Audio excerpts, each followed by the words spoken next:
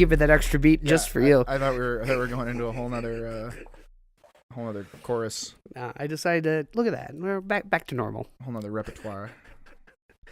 Oh, hi everybody. Yeah, speaking of back to normal. Well, I'm far from that, but Well, I mean, we're here. we are here. We're a little late. Yeah, we're just a little bit late. Yeah. I had just a minor, small bout with some like acute pancreatitis stuff, but Yeah. What's funny about those things is that those adjectives don't belong in that sentence, because there's really no such thing as minor or small when it comes to pancreatitis.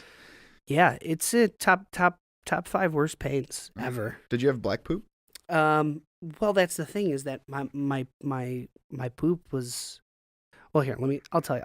I'll tell you the story of how it led to where it led. Regale me with your wisdom. So, I went to Houston last week, and Had the best quesadillas of your life. oh God, they were the best. We'll talk about Houston in a little bit, but so I go to Houston, and I'm always very wary of traveling to warmer climates, because when I travel to warmer climates, especially drastically different, it always fucks up my asthma. So I'm always worried, like, either once I get there I'm gonna be sick, or when I come back I'm gonna be sick.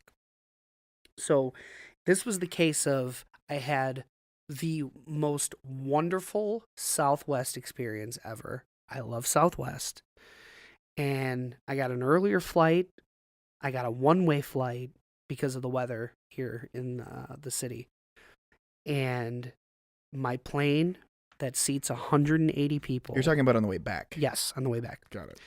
My flight that usually the plane holds 180, we had 66 passengers. Sweet. So there were so few people that the stewardesses had to like even out the plane. I believe they're called flight attendants. I will call them whatever the fuck I want. I'm saying the term they prefer. Flight wenches. Okay. And it was funny because as soon as I got on, I go, don't worry guys, I'll even out the back. I got the back of the plane. So it was a great flight. It was quiet. It was roomy. I had 2 rows to myself. I could spread out. Nothing's gonna bring me down. Mm-hmm. And then we start our descent. As did you. And that I went along with it. As soon as we started the descent, I was like, oh, I don't feel good. And we land, and I'm a little achy, and like it's cold. Oh, so fucking cold. So I get home. The next day, I'm sick. Now this is Thursday. I slept in.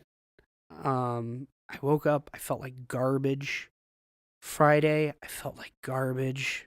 Now, I went out Thursday and drank a whole bunch. And I think that's kind of what triggered my stuff. Yeah. I can't be sure, but and Put your insides into civil unrest. yeah, Yeah. I drank more than usual. And Friday, I felt like garbage, and Saturday it got worse, and I'm like, is this the flu? Like, I didn't have a fever. I was puking. I had diarrhea, which, for me, diarrhea is, That's just a Thursday. yeah, it's that brother that comes to stay with you for a couple of days, but Yeah. you never know when he's going to show up, but Yeah. you're not really surprised when you open the door. right. I mean, diarrhea is one of my closest friends. You never know when he's going to show up, but you're not surprised when you wake up and he's in bed with you. Yeah. No, I don't think I've shit my pants more than since I was an infant. Like, it was four times over the course of 4 days. Yikes. I shit my pants. Once was not my fault because I was sleeping. I just like that you've just classified 75% of them as your fault. They were totally my fault. Okay. Because I kept poking the bear. Like, I kept being like, I know this is a fart. I know it. I know what my farts feel like. Don't tell me what my farts feel like, body. I know. And then I would fart, and it was, refried beans. Pudding skins. Yeah, pudding skins. Just and then I had to do that really awkward, uncomfortable butt clench walk to the bathroom. Yeah. But the one time that wasn't my fault, I was sleeping, and I was like half asleep, and I like farted in my sleep, but I was kind of awake. So I wasn't making clear good decisions. Right. And it actually seeped like out of my leg and onto the bed, and I was like, oh, this is a whole lot of work I don't want to have to do. So I put a towel down, and you're like the kid from Big Daddy. Just cover it in newspaper. Jesus. No, I cleaned up, and then yeah, that of course. And then that no, I cleaned. Yeah, I cleaned it up. Yeah, I cleaned it up. That one was actually a lost cause. I had to actually just immediately jump into the shower, and I continued to shit in the shower. Yeah. So that was good, but it didn't get better. I couldn't eat, and I started to develop this really burning, radiating pain right like below my solar plexus that kind of like was inching towards the right of my stomach.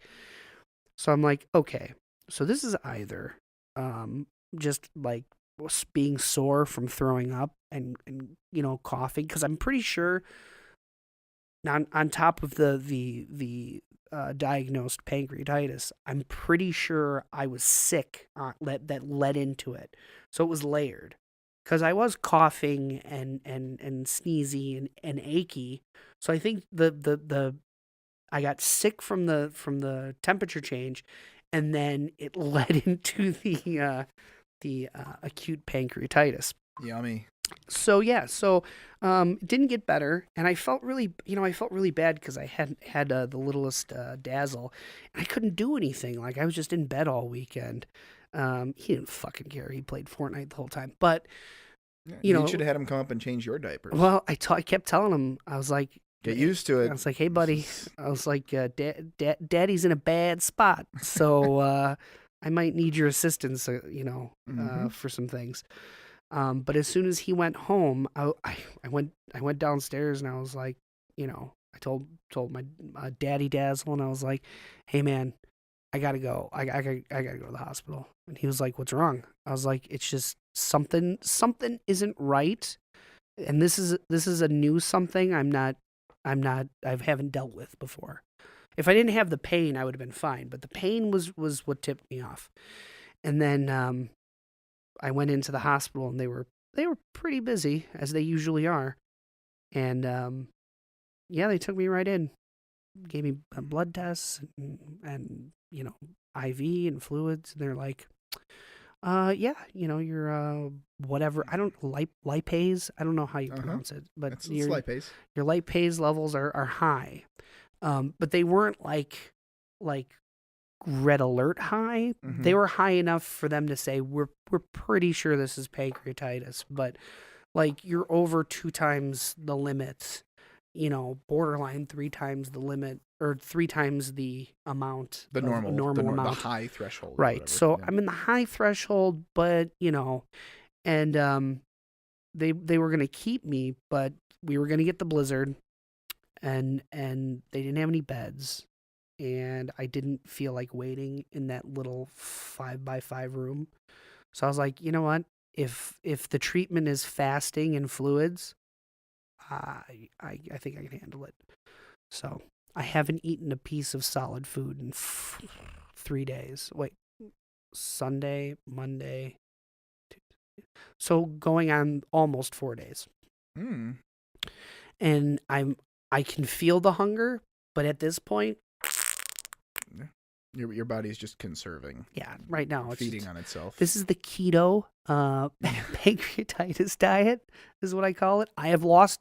It sucks though, because I gained weight over the holidays, and now I lost a bunch of weight. Well, it's all water weight, but I lost weight, and now I'm back to normal. I'm back to what it was. Yeah, every once in a while, the Earth, the core regulates itself. Yeah, it's all an equation. Mm-hmm. But yeah, by next week, hopefully, I'll have have lost another 10 or 15 pounds because I can't eat until maybe tomorrow. Well, yeah. Once you find out whatever the results are. Well, yeah, I had to go to the doctor this morning. Yummy. I went to my doctor to redo blood work, and I said because I'm not big on pain meds, Mm-hmm. and I that's a mistake. I really should have because it hurts. Like it goes in waves, but it's lesser now. Mm-hmm. Like I'll probably get one little wave during this podcast. Yeah, I'm aware. I had a very similar thing like last week or the week before, where I was in waves and waves of burning, spasming, angry pain. So yeah, I know. I've been there. Did you? What were your lipase levels? I could pull it up, but they were normal. That's the frustrating thing about me, though, is that I wish they would be like, it's this. Okay, at least we know what we're dealing with, and we know what we have to treat and whatever. Which the treatment for pancreatitis sucks. It's you're on a terrible There's diet nothing- for the rest of your life. That's what pancreatitis Well, is. if it's chronic Yeah. pancreatitis. Mhm. But yeah, they're with me. They're like, no, yeah, I see. Yep, you're in unbearable pain. Got that? Okay. And you're also perfectly fine. So have a nice day. Like they'll do every test, and every single time, everything comes back normal. Did they give you like a CT with contrast? And They've done it before, not this last time. they should have. Yeah, they've done it before. And of course, everything is fine. And then the doctor will be like, okay, it's this. And then they'll do the ridiculous test for that. And then that'll be fine. And they'll be like, well, it looks like my shift's up. This doctor's coming in Good luck. next. Yeah. Like, it's every single time. And the same thing last week or the week before. I had fever. I had terrible, awful pain. And I went in and they're like, okay, you have the flu. And they test me like, well, okay, you don't have the flu. Well, the stomach thing is, it's probably from taking, stuff for the headache that you had for the last 3 days. So just don't eat or drink anything normal for like a week, and then take these crazy stomach pills. Like, okay, but then they told me what's wrong with me. I still think it's your gallbladder. It very well could be. I think it is. I've think they're had- just missing it. I've had a bunch of tests on my gallbladder, and they say every time that it's fine, but maybe. It does, because it hurts right here. It's where which your is gallbladder right where the is. fucking gallbladder is. Yeah. I know. My money's on the gallbladder. And I'm already shitting weird pudding skin. Like imagine if you took, you know how weird people will order a baked potato and then only eat the insides, right? And then leave the skins, which are the best part. Wow. If you took a bunch of those and like tapioca, or not tapioca, like the really shitty Swiss Miss vanilla pudding that's more yellow than anything else, and you put those in a blender, that's what's coming out of me. So That's very weird. yeah, it's not going to get worse if you take my gallbladder out. So Yeah. I mean, believe me, if we could only unite our powers, know. our poop powers, 2 men, 1 gallbladder. it's like the crazy things that come out of my ass lately. I know. Like today, it was I thought I was done with it because I haven't eaten anything. No, so you're it's not all done. it's all liquids. Nope, not done. There's still You're scraping out the sides now. there's still a little bit of beef sandwich up there from yeah. from a month ago. Yeah. But I shit, and it looked like it looked like a milky, cloudy. There's nothing solid. It was it looked like really old. What's that that's KO. that really bad Yoo-hoo. lemonade that Oh. you scoop and then you out of it's like a Kool-Aid lemonade, lemon time. I don't know what it's Oh, called. with the twisty. With the twisty top? Yeah. That people used to save change and shit in. Yes. And then your coins would smell weird. Yes. Forever. Yeah. It looked like I know if you exactly made what you're talking if about. you made lemonade from that and just let it sit out for a while. Yeah, I remember when I came back from Pennsylvania, and I was like, yeah, I'm firing yellow liquid out of my body. Yeah, that's it. It's your gallbladder. Dr. Dazzle has now confirmed. Well, why didn't I concur? So I went to Houston, I so I'm told. and I mean, I wish I could have experienced more of it, but it was nice. I had the best quesadillas of my life, and it wasn't even from a restaurant. Was it from a gas station? No, it was from the room service. Interesting. They have like a really nice restaurant at this hotel. Mind you, this hotel it's one of those like you walk in and you're like, wow, this is a really nice hotel. Mm-hmm. Like there's koi ponds and like, they let me sit down and play the grand piano in the lobby. Of course. And it was a big fucking great room, but nice big restaurant. But the rooms were like, meh, like Sure. it felt like I was staying at my aunt's house. Like the rooms weren't updated enough for me. Got it. Everything had a floral pattern. Well, what's funny is part of that hotel probably is updated, but because Right. you don't have status, they didn't put you in that part of the hotel. Could very well. Because I remember traveling with certain people, and before I had status, and I would I'd go to their room to like meet up for drinks or whatever, and it's beautiful and brand new, and everything's like a modern pattern and modern decor and everything. And I'd go back to mine, and it looks like it was like hotel by numbers in the 1970s. Yes. So yeah, I'm very familiar with that. Yeah, and I was like, what is happening? Like this room is. I mean, the beds were okay. I didn't like the fact that the only rooms that they had when I booked were two doubles. Ugh. And I was like, You should have gotten a rollaway and put it in the middle. Had a mega bed. well, I was thinking about it, and you can't move the beds together because they're like they're frame is bolted to the floor. Yeah. And so you can't hide bodies underneath. Yeah, well, that too. Hookers. Yeah, anybody's bodies, but yeah, mainly hookers. And we all know. We all know. Yeah, the quesadillas. Here's how the quesadillas worked. Okay. You're gonna explain to me? No, I'm not gonna. The inner workings of the quesadilla. Let me learn you something about fucking Mexican cuisine. Yeah, Padre. Okay. I wanted speak on it. They were run of the mill quesadillas, except there was beef, there was chicken, and they had shrimp quesadillas. I have never had a shrimp quesadilla. Now I know you are not of the sea. Very rarely. Above the sea. But these shrimp quesadillas were fucking amazing. And I want to make some now.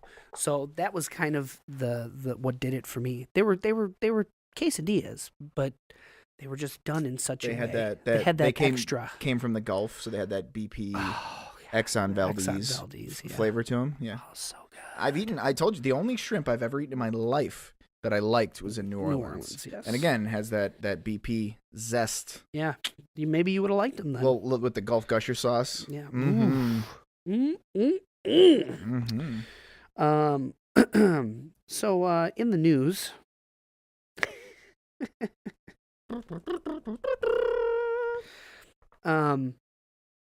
the whole government shutdown thing. Mm-hmm. Do you care? I will say that it hasn't directly affected me in any way. Mm-hmm. But then again, I haven't traveled, so I haven't had to deal with like TSA stuff. I don't get, I'm not even sure if the post office was affected, but I don't get much through snail mail anyway, so that didn't really affect me.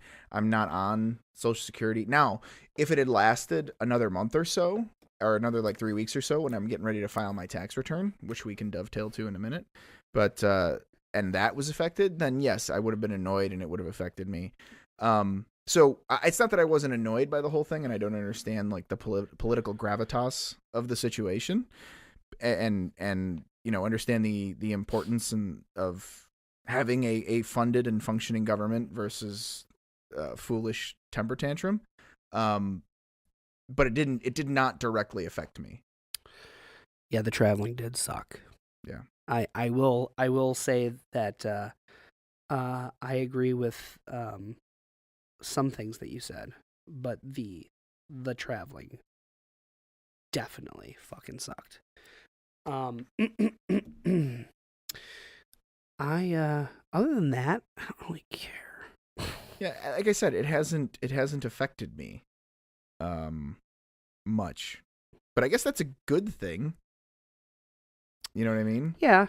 Well, you wanted to say something about the about your well, yes, the old tax returns, right. here. So the other thing I will say is I honestly think that it's possible that everyone in the Trump administration has just been sitting there like, doesn't matter what they do, doesn't matter what they say, just wait until people see their tax returns.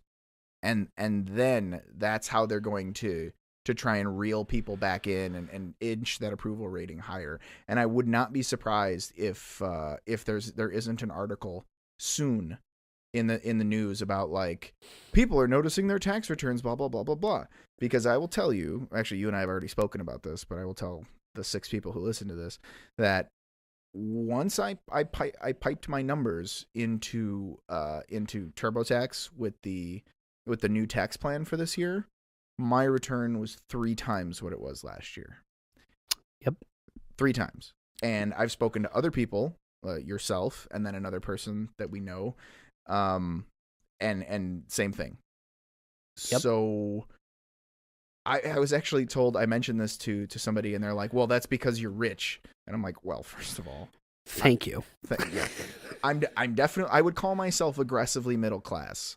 No, we are definitely in the top 7% middle class. Yeah, that's what I'm saying. Aggressively middle class.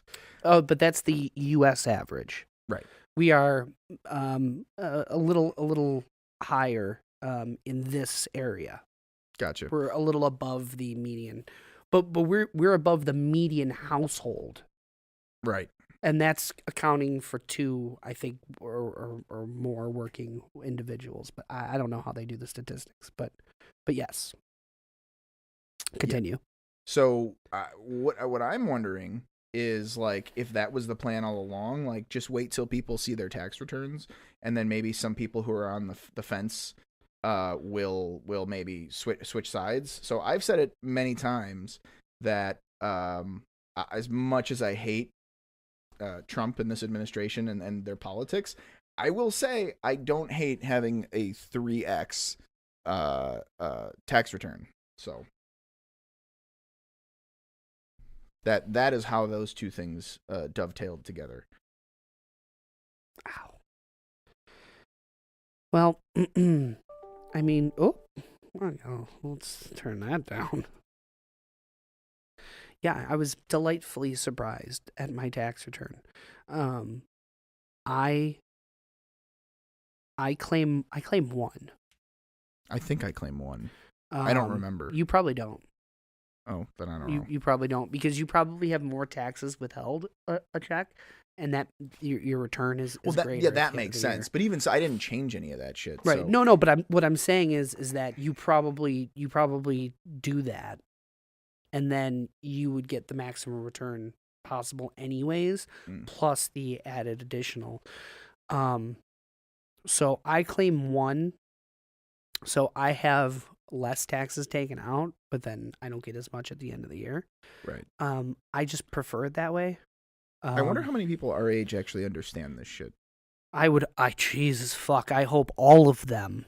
Well, there's always all those memes that are like, you know, me as a student, excuse me, what are taxes and how do I pay them? And then it's like, teacher, the mitochondria is the powerhouse of the cell. Like, you know what I mean? Like, so it's I wonder how many people actually understand like marginal tax rates and deductions and all of that. Well, shit. when you start going into like more minute details on taxes, I'd probably say it goes over most people's heads. But Yeah. Even me, like, I don't have to deal with a lot of the things that you deal with in terms of like, well, now you are, you know, you're married. You have property to deal with. You have all kinds of things. The good news is none of that matters anymore. The married part does, but you're just married filing jointly. But what they did this year, for those folks who are wondering maybe why this is the case, what they did this year excuse me, was they changed the standard deduction. I think the standard deduction for everybody was something like 6,000 or 7,000 or whatever it was, something like that before.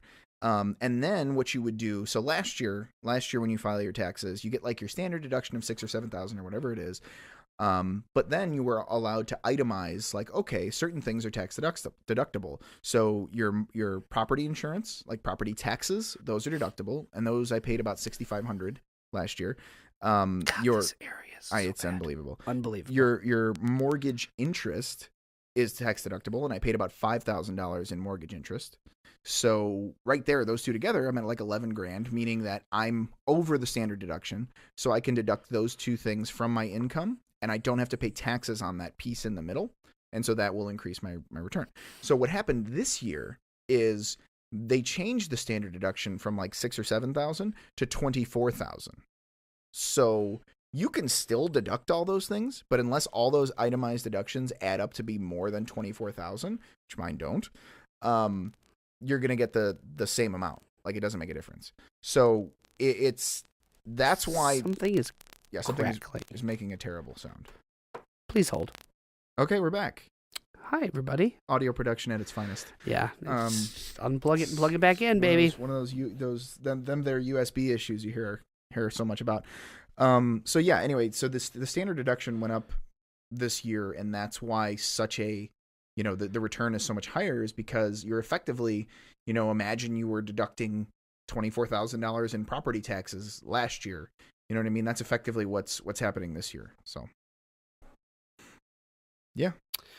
Yeah, I mean, I was pleasantly surprised. I mean, I tend to the X Dazzle, Littlest Dazzle's mother.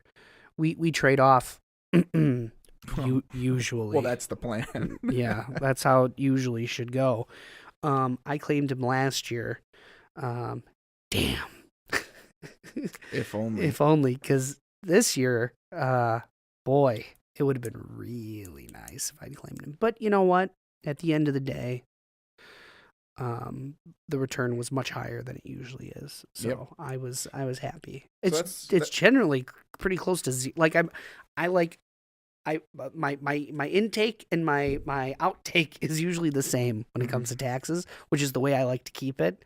It's like I don't want to pay more than I should. You get your money throughout the year. Right. So, but this year I was like, Daddy's getting a new guitar. Yeah, so I was happy because, as you know, I'm trying to move and everything. So every little nugget helps. Yeah, I mean that's a nice little nugget. Yeah. Well, what better way to make America great again? Yeah. So that's what I'm wondering. It's like it doesn't matter. It doesn't matter what we do. Doesn't matter what shit goes on over the next several months. Once they see that first tax return, they're all gonna wet themselves. Well, yeah, but I mean, in terms of the government shutdown, I mean, there are a few major. I think I could be wrong. I mean, I'm pretty ignorant when it comes to politics lately, just because I choose to stay away from it because it's toxic and most people don't know what they're talking about. And I don't really know enough to, like, I know an idiot when I see it and hear it. Right. But I don't know enough to be that person that says that to them. You know what I'm saying? Sure. So I just stay out of it for the most part. But the little things that I do know and that I hear and that I read, see, I think that, and I might get some hate for this, but I think that the younger generations and a lot of the Gen X? Is that what? I have no idea. I don't even know. Millennials, Gen Z. Well, I don't know what we're talking about. We're millennials, even though you don't like to. I'm not a millennial. Yeah, be grouped in with that because I'm not a millennial. So. Okay, sure. I think that even you and I, we grew up in a bit more of a liberal environment in general, and in turn, I think when I was younger, I was also a lot more liberal. I was that guy who was, and we've talked about my medical stuff in the past. I was always that guy who was like, yeah, everybody should get free health care and everybody should get a free education. And why? Because I needed it and I wanted it. So it helped me. And then the older I got and the more that stuff didn't matter. And I'm like, yeah, that's stupid. That's stupid and inefficient, and there's no way that it could ever be done in this country just by sheer size alone. But I think that a lot of the younger generations are the same way. They're super liberal, super carefree, and because they don't know, they don't realize. Well, it's easier, and don't, it's not, I'm not saying that I agree with 100% of that, but it's easier to understand the upside of free shit when you don't have anything. Yes. Right? When you have stuff that wasn't free, then you see more of the negatives, like, well, fuck that. I got this. Right. No, fuck you. Do what I did. Like, be better. Right. You know what I mean? Like, so I get it. I'm not to get into like higher education costs or how fucking how rigged it is. How and it's the same thing with medicine too. But not to get into any of that. But yeah, it's much easier to ask, to empathize when you're in the same situation, and that's the same as it is with anything.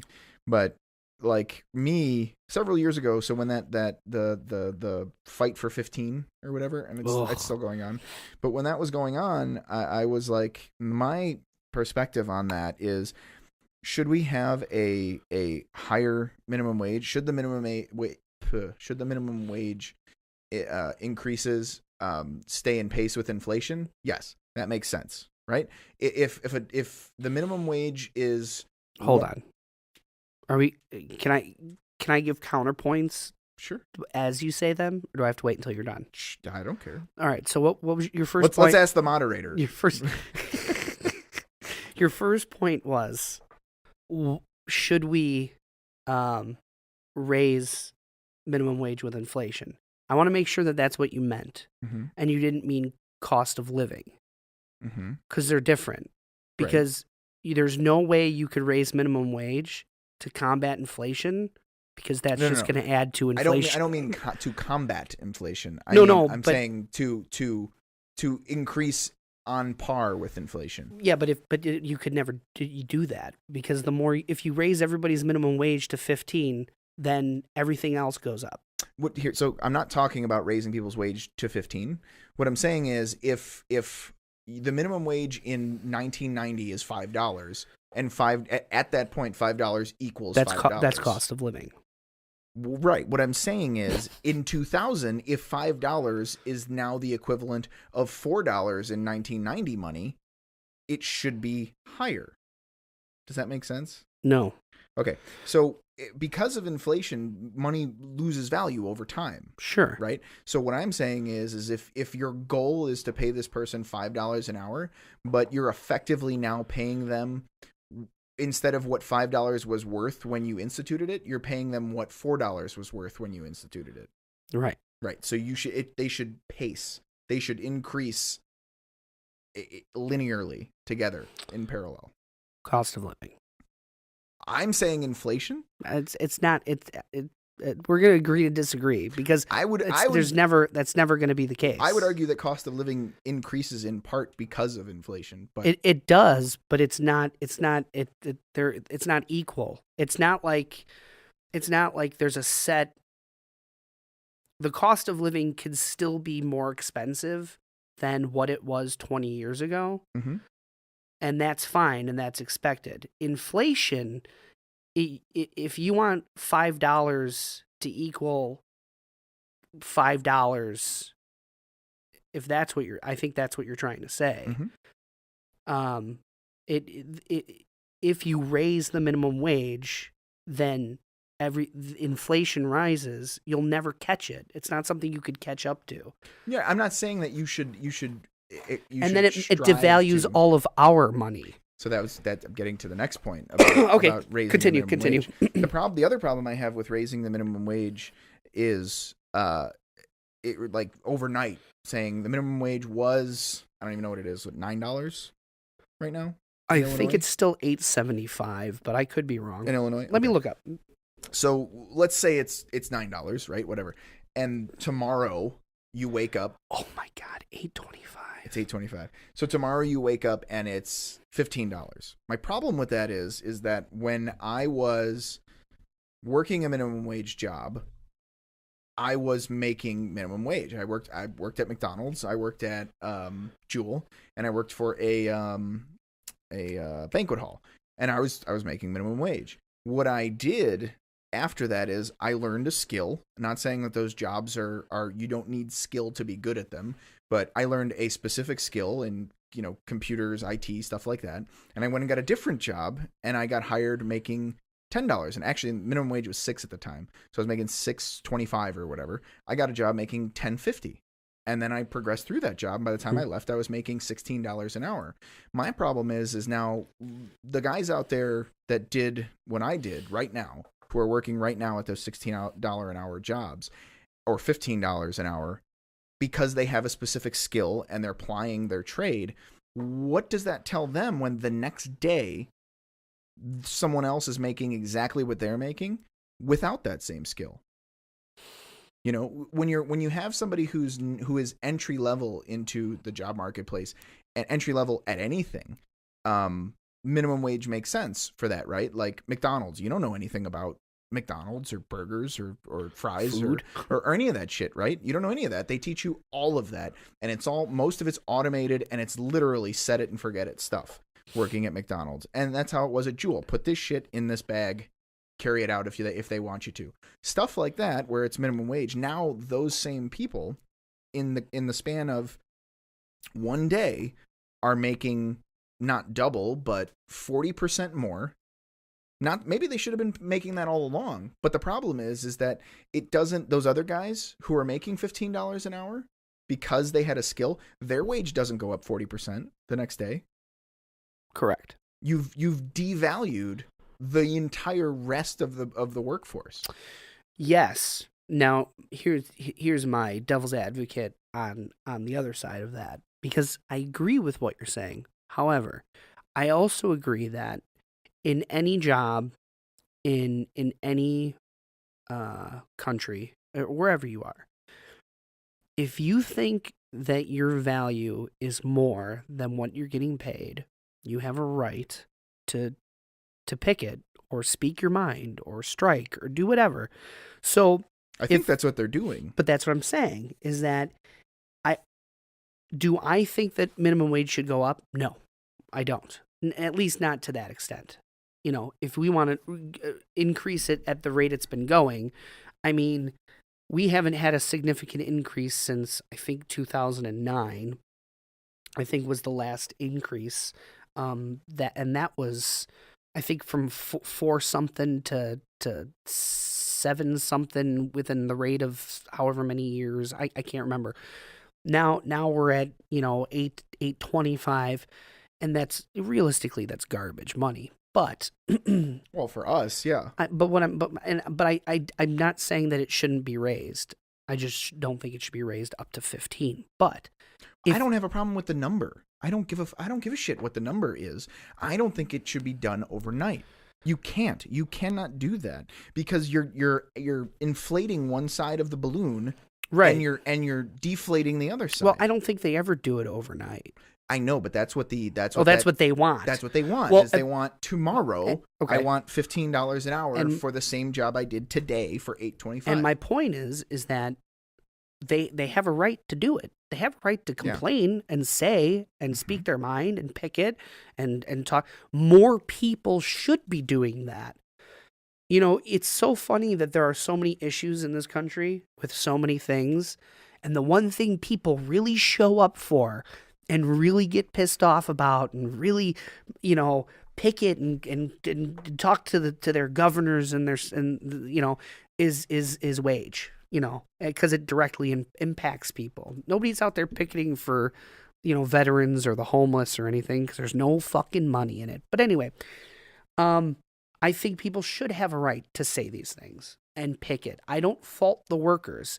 If you feel that you're not getting paid enough, go fight for what you think you should get paid for. Mm-hmm. I don't think you should get paid for that, but it's not really my opinion that matters.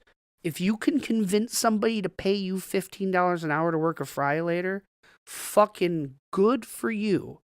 And if you think that the guy who's like an apprentice or somebody who's like doing hard labor for $15 an hour, if that person's pissed off about it, then they should do the same thing. Right? They have the same rights. They have the same, they have a union. They have all these things. If they go, well, why am I doing this? I can go fucking make burgers for 15 an hour. Why am I outside in the cold digging ditches or whatever? On a roof on 115 degrees.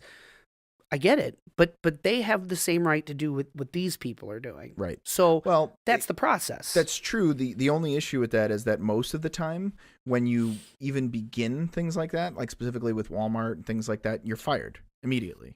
Well, yeah. You're gone. So you can risk doing something like that and risk your job, what income you have. Or they'll cut the workforce by 20% by start bringing in automated machines. Right. McDonald's doesn't fucking care. No. Like, they don't care about workers. No. Like, they could. I used my first kiosk when I was in New Orleans. Mm-hmm. I used one in Italy. It was great. Mm-hmm. I loved it. Then you don't feel bad when you ask for an extra patty on that fucking double quarter pounder. Yeah. Can I have plus one patty, plus one patty, plus one patty, plus one patty? Seven patty. Yeah. No. Email me the receipt. I don't want anyone to see how long this piece of paper is because of my extra patties. $38 quadruple septuple quarter pounder. Mm-hmm. McDonald's, they're going to do what's cost effective. Anybody will. Anybody's going to. And you Walmart is the epitome of evil corporation. Yes. Like, Walmart has done so much damage to this country and the workforce in general in like lower income areas, and fucking any store that even tries to compete with Walmart, unless you're a Target, just gets fucking ass raped. Every one of them. I'll tell you two things about Walmart.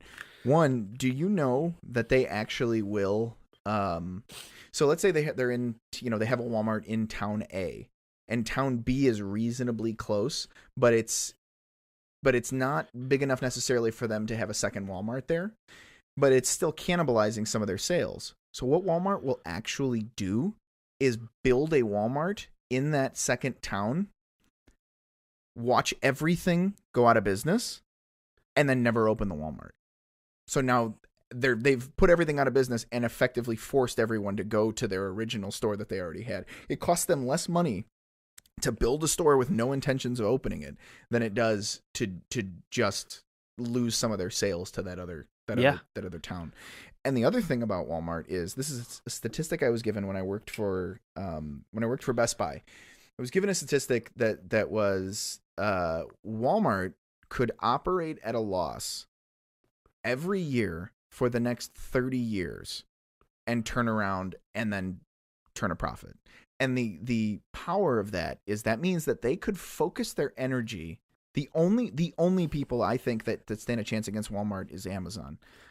Yes, but the Walmart could focus their sights on any chain, any retail store, any retail outfit, and say, okay, the next 5 years we're going to put Best Buy out of business, and they will negotiate better deals because they're bigger. They will expand the electronics section. Right. They will negotiate better deals with suppliers. They will say, we will buy 5 times the stock from you, Sony, that Best Buy does. But you have to jack their prices up. If you're going to sell to them, you have to sell to them at a higher rate than you sell to us. They could set their sights on any company, any retail company, and drive them the fuck out of business if they wanted to, at any time. And they're doing it they're just not doing it at the scale that most people notice yet, because Targets haven't become Walmarts yet, and Best Buys haven't become Walmarts. Soon, you're going to have two players to buy goods from. You're going to have Walmart and you're going to have Amazon, and that's and the big differentiator is like, do you want brick and mortar, or can you wait a day or two or less now with Amazon? Right. At some point, those two will clash. The difference is that Amazon, the vast majority of Amazon's money comes from shit that has nothing to do with selling products. Oh yeah. Nothing to do with it. Oh yeah. That's air cheese. That's at air this point. cheese. Yeah. Yeah. So Walmart doesn't have that. And I don't know how they're gonna compete in that marketplace. Watch they merge. That'd be fucking insane. It'd be fucking insane. Now, I don't think it would ever happen because I think Amamart. Yeah. Walzon? Martizan. Yeah, I don't think it'll ever happen because I think the Walton family is truly, truly a deep South evil group of motherfuckers that will never release their talons from the bleeding corpse of America. They are. Absolutely. And they, for generations to come. Yeah, and they probably view Jeff Bezos and Amazon as some of those free-spirited liberal West Coast folk. Those button-down shirt folk. Yeah. So, if your belt buckle's not at least half the diameter of your fat fucking face, absolutely. they're not gonna pay attention to you. It's funny. That's where the people, the Waltons, they are the epitome of the people of Walmart. Exactly. It's funny because I've never riding a jazz scooter. I've never described Walmart that way, but I'm just gonna toot my own horn immediately and say I really like my description of having their talons sunk into the bleeding, festering corpse of America. Yeah, I agree. I agree 100%. Because that's where it's going to go. It's going to be Walmart and Amazon at the end of it, and it's, I don't know. It'll be interesting. But yeah, at the end of the day, they're all trying to fuck consumers. At the end of the day, that's the name of the game, really. Yeah, I mean, I'm okay with that. I get it. I understand that mentality. Like, I understand that this fucking mop that I'm buying for $7, and I'm like, God, this is a great deal. It's not a great deal. No. They're getting $6.45 for that mop.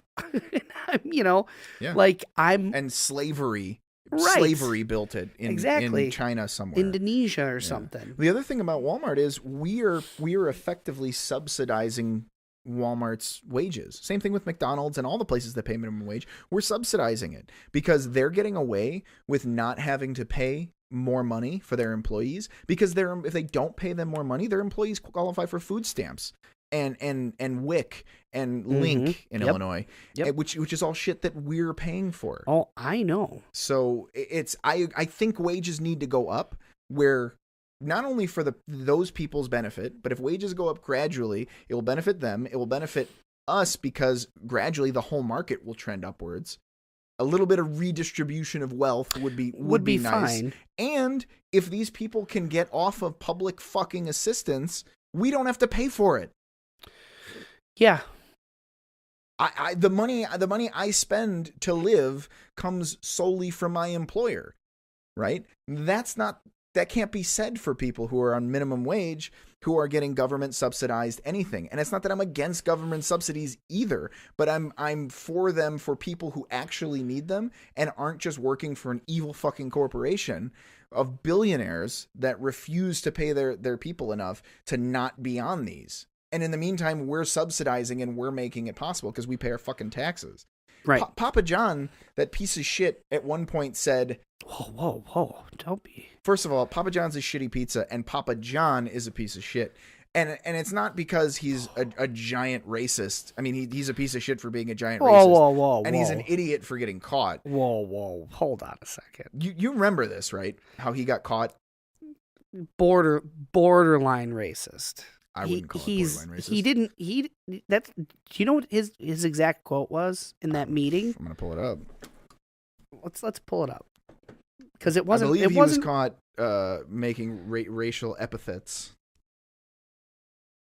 Anyway, my point about why I hate him is because he at one point said, like, he was arguing against having to provide health insurance for his employees. He's like, do you have any idea how much money that would cost? We would have to charge an extra $1.50 per pizza. And my answer is, what fucking asshole isn't willing to charge $1.50 more per pizza in order to give all your employees fucking health insurance?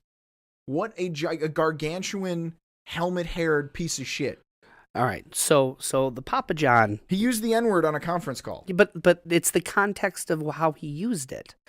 Oh, okay. He was facing backlash from saying all of this NFL players taking the knee and all that stuff was affecting the sales of Papa John's, and he was right. It was. So none of that was not true.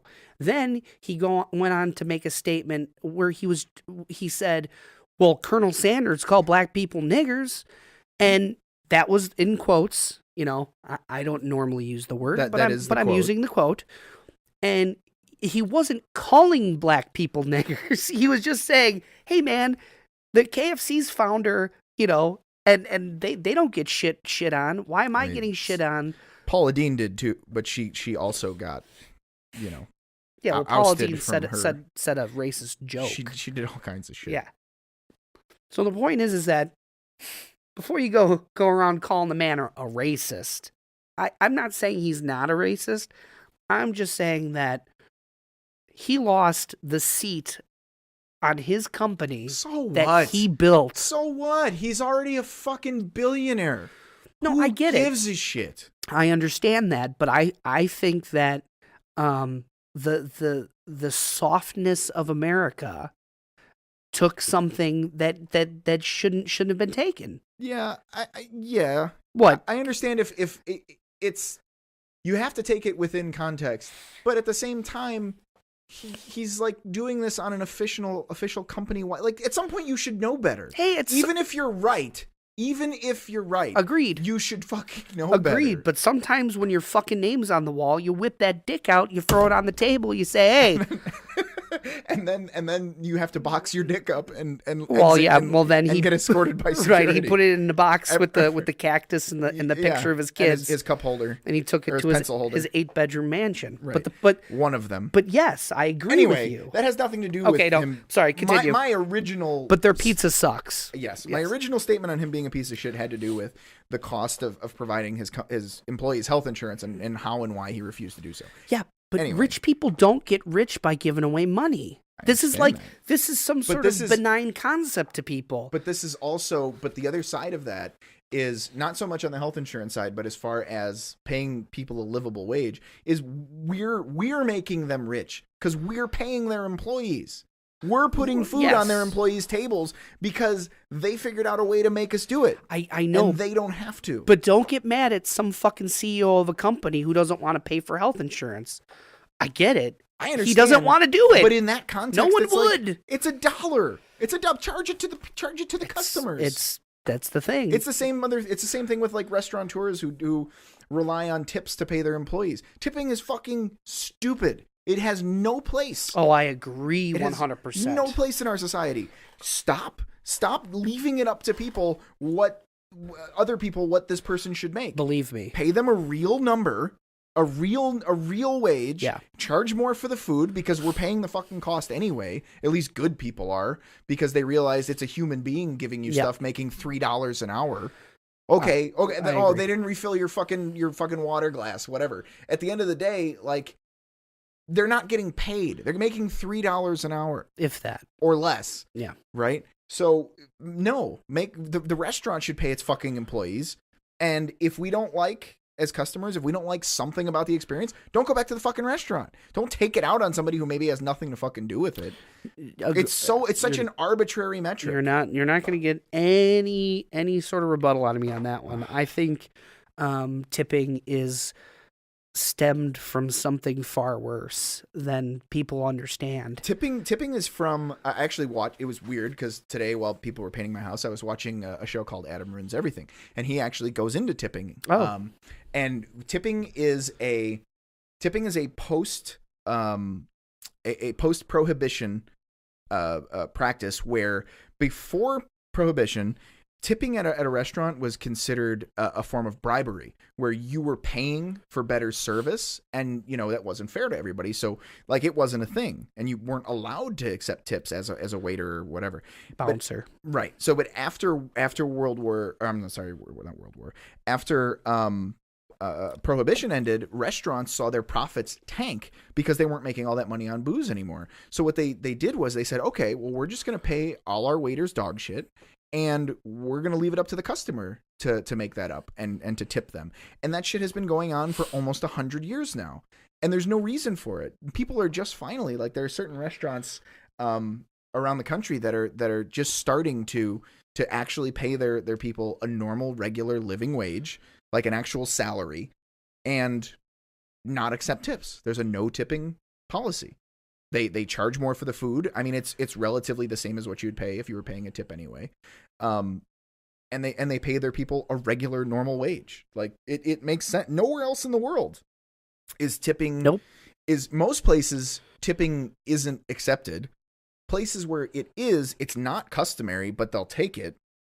And it's certainly not compulsory the way it is here anywhere except for the United States, because once again, they found a way to fuck over the workers and make somebody else pick up the tab.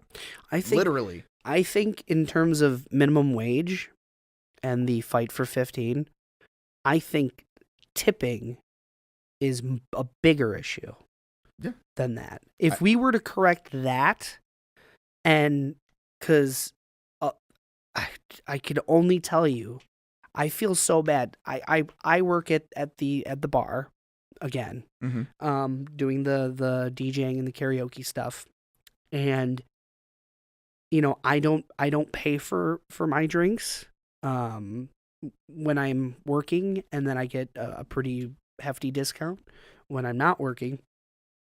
But the girls have to work just as hard. Right. Somebody's still pouring those drinks.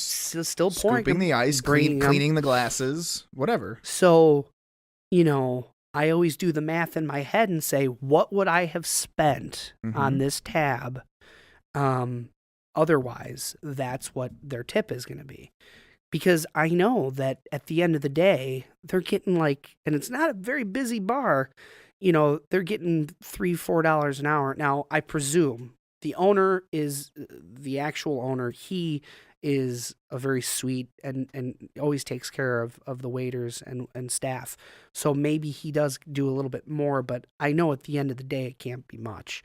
So it's a big problem because they rely, you talk about $8.25 an hour. That sucks. But you know what? What sucks more? When you've got somebody who does an 8-hour bar shift and makes $15 in tips, because nobody came in, and they're making $27 on their hourly wage, right? You know what I mean? In total, right? Like if they're making $3 an hour and they work 8 hours, that's right. $24. But and then they're taking $15 home in tips. Great, you worked a whole day for $48, $49. Yeah. So let's say $50. It's insane. Even if you work an 8-hour shift, at $8.25, you're still making before taxes $60-something. Not to mention how many people don't claim their tips because they're already making dog shit. Now you want them to pay taxes on top of their dog shit? And you know how risky that is? Yeah. Then you have to live the whole year with well, I can't buy this because then they're going to want to know where that money came from, exactly. So, and it would fix all of those problems. It would. You would inject additional revenue into the economy, into the government. You would pay people a fair living wage, and everything would be much more verbose and fair to consumers. You know what I think? I think across the board, service industry, entry level, $10 an hour. At tomorrow? I think that's close enough. I think that's close enough to where if it was within the next 6 months to a year, we went from $8.25 to $9.25 to $10 incrementally, and just got everybody on that even $10. I agree. We'd be a lot closer on both sides. I mean, most 50% of restaurants would go out of business, but that's because they wouldn't figure out how to adapt to the new. Exactly. Yeah. That's their problem. Right. Cut your wait staff. That's the other thing. A lot of people are going to lose their jobs. Right. but you got to get through over that hump, and then Right. to make it better. Otherwise, it's just going to be like this forever. Right. And Anyways, on that note, we went into a different direction than I thought we were going to I go. know. You know what? We're gonna next Never know where we're gonna go. one of the topics that we're gonna talk on next week, because I completely disagree with your stance on the government shutdown. But Sounds good. but we didn't really get into it. But we're gonna talk about that a little bit more. I want to give a little bit of facts next week, on because there's a lot of people that I talk to who don't actually know why. They're just like, well, because Trump's a big baby. And it's like, okay. So there are some things, and from both sides. Well, if you get all your news from Imager, then then Facebook I can and understand BuzzFeed, Facebook, freedom I Facebook shit you not. dot online. Fucking Mrs. Dazzle, real quick.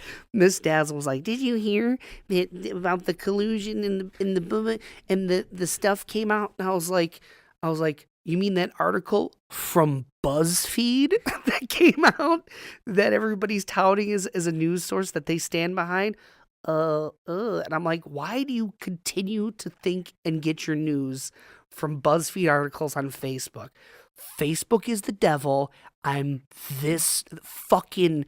I'm a Dude, cunt hairs away from getting rid of it. For reminding me about birthdays and making inviting people to stuff easier. Dude, I'm telling you, I wish you could export your friends and like put it into a calendar. You can. It's possible. I'm sure it's possible. I need to get rid of Facebook. I can't stand it. I can't do it anymore. No more Zuck the Cuck for me.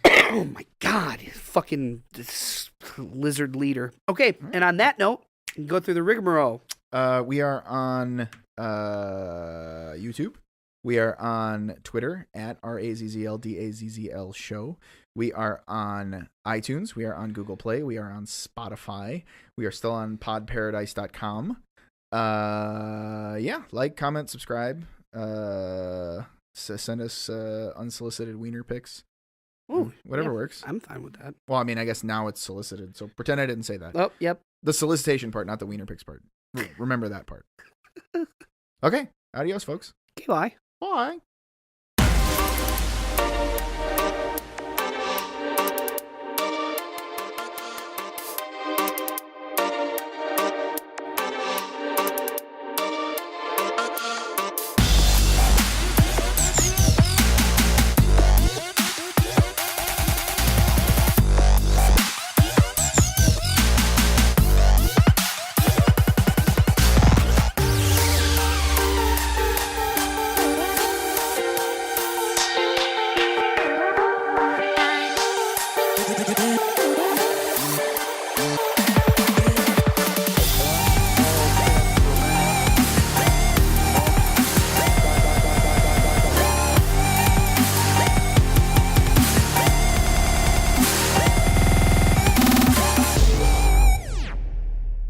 That was fun. Okay, bye. Bye.